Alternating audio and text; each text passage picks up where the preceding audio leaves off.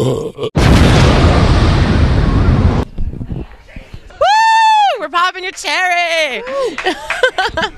Hi, this is AmbPirate with Capital Chaos, and here at On the Y is Phil, who is with the band Stealing Axion. How's everything going with you tonight? Oh, it's awesome. This is great. It's an awesome show. All right, so you guys right now are on the Jewel Destruction tour with Seven Horns, Seven Eyes. How's that been going for you?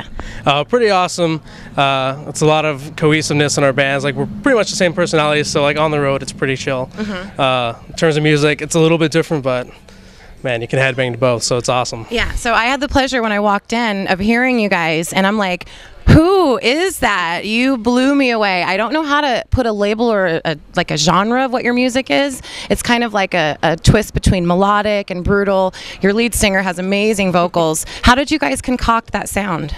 Man, it's just like a huge mixture between our I guess our biggest influences, which are like Textures, Dream Theater, Porcupine Tree, and in terms of vocals, we really wanted to be different in terms of the whole progressive rock gent scene. We really wanted to stand out, and that's real strong melodic stuff and like death growls that, I mean, the only other band I could think of would be Opeth that has a lot of that type of stuff. But, you know, we wanted to definitely have that same gent kind of personality, but we wanted to stray away from the, trying to think of how straightforward vocals that, you know, Periphery does or Tesseract does. We want to just have our unique sound, and I think we kind of got it. Yeah, you've definitely accomplished that. So let's talk about, you have a debut album, Moments. What's going on with that? Well, we've had it done for about 2 years, and we just got signed here in January, so it's pretty awesome. Yeah. Late summer is what we're told to say. So until we get a release date, late summer, it's gonna rock yourselves, you guys. It's gonna be awesome. So what can we expect on that album? More of the same, kind of from the EP. It's a remastered EP, and then 6 other songs. Sort of in the same vein. There's a lot of heavier stuff for the people who are really into death metal, and there's a lot of lighter stuff for some atmospheric groove, like kind of like Rush kind of too. So it's pretty cool. All right. There's a lot of unique stuff on it, I think. And so you're with Century Media Records, but you're also with Inside Out Music. So is that kind of having double exposure, or what's that done for the band? I guess so. We're really mainly on Inside Out, but we have all the perks and benefits of Century Media in terms of distribution, getting ourselves out there and stuff. Like, they post stuff on their Facebook and stuff like that and get us fans. It's pretty cool. Okay, so in your experience in doing shows, I'm sure that you've had some not so great things with bookers and promoters. Have you ever had to just walk away from a show or just say that I'm never going to play this place again because of the way things were handled? I've actually said that before, but we ended up going back again. Once you start playing, it's a blast, you know. We've had shows where we've had like one person be there right before we start to play, and it's like, come on, but then it like ends up getting 20, 30 people in there, so you usually feel good about it at the end of the show. Once you start playing, you don't even care. It's all about the music at that point, and if somebody's there to hear you, then it's your job's done, right? That's awesome. We had some guys come here at 7 o'clock just to see you. Isn't that sweet? That's really cool. Yeah, it's awesome to get fans like just there for you. But I mean, people we're with are awesome too. Seven Horns are awesome too. Yeah.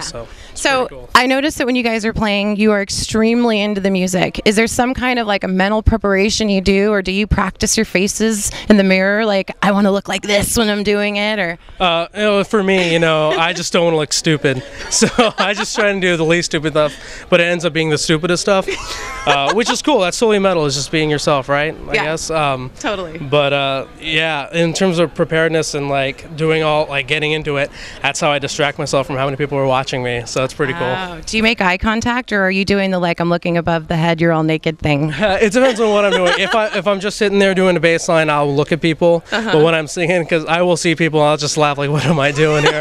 So I always like look up, or I close my eyes and then like pretend I'm focusing. But at this point, it's all autopilot in terms of. Awesome. All right. So one of your songs, 47 Days Later, what is that about?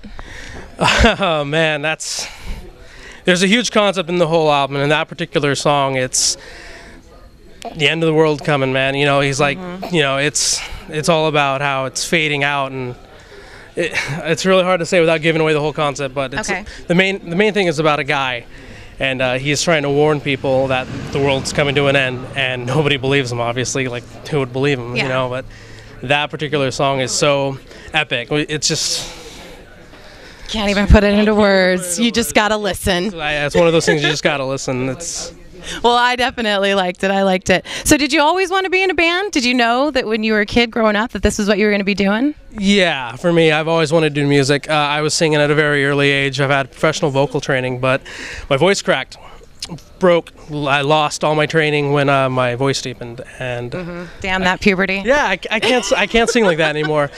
So I don't really take a dominant role in singing anymore. But I play guitar since I was 9-ish, around there. So I've been playing for a while. I understand some music theory and stuff. So I want to be a music teacher at some point. So yeah, music is definitely what I want to do. That's cool. So how did you learn guitar? Self-taught, and then around 11 I got a teacher and I didn't learn anything, so I just back to self-taught, and then that's when I got really into prog music. And I think that is what pushes people to get better. A lot of people like I look up to have been listening to, like, you know, Rush, Opeth, Porcupine Tree, all these really out there music stuff, and then the more you play, the more you get into it, the more you learn, and that's the way to go. Yes, I do agree. I do agree. All right, so what are the plans for 2012 for your band? What do you guys got going on? Without giving too much away, it's going to be an awesome year. In terms of our first album release, we have a couple big announcements coming out later this summer, so check that out when you can. And I think this is the year for us in terms of breaking out, obviously. Yeah, like when we first started releasing that EP, it was like, yeah, 2011, this is going to be it. We're going to do it this year. Nothing happened. But this year, I promise you, it's happening. This is the year, yeah. All right, well, I want to thank you so much for taking the time to meet with Capital Chaos. I will vouch for stealing Axion. They are amazing. So if you want to go ahead and take your opportunity to say something to the fans or the people that haven't heard you and just let them know what you're about.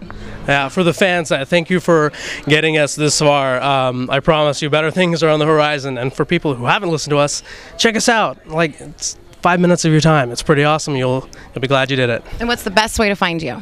Facebook, we have a couple of our songs on there, but SoundCloud, you can check us out on that. And we have a single out on iTunes and Amazon. Just search Stealing Axion and you'll find it. All right, sounds good. Phil, well, thank you so much. Thank you. All right.